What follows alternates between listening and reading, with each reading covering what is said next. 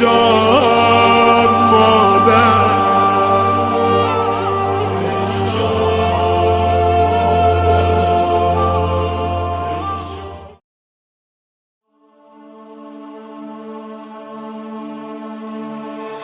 اینقدر غم مردم خوردیم ای مادر غم خور، شده حرفت ورد زبونا الجا صمت دار. دلم از این میسوزه تو مدینه، یکی نمیگه چه غصه ای داریم. تو که شب تا سحر واسه مردم تو دعاهات چیزی کم نمیذاری.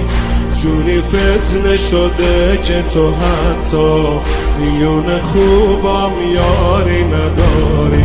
نگرانم من واسه این زخما، نگرانم چون خونی نفسات. مظلوم مادر بیکس مادر، میدوید تو کوچه یه نفس مادر، نفسش هیدر هیدر هیدر هیدر هیدر هیدر.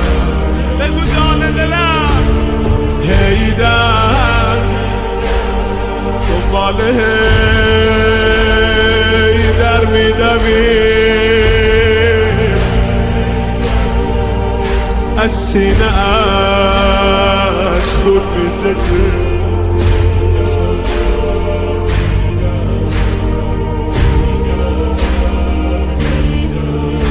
باز مشغول کاری با لبخند که انگار نه انگار که ازت دوتا دنده شکسته بین در و دیوار. چرا برات نگران نباشم که نفست گاهی بر نمیگرده. الهی مادر برات بمیرم که تموم نفسات پر درده.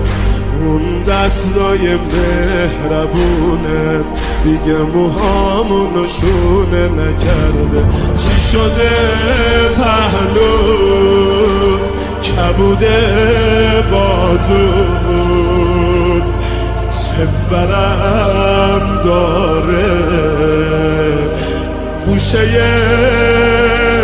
ابرود. ای جان مادر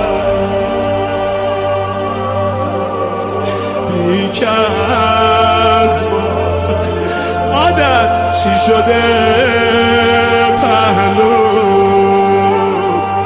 کبوده بازود،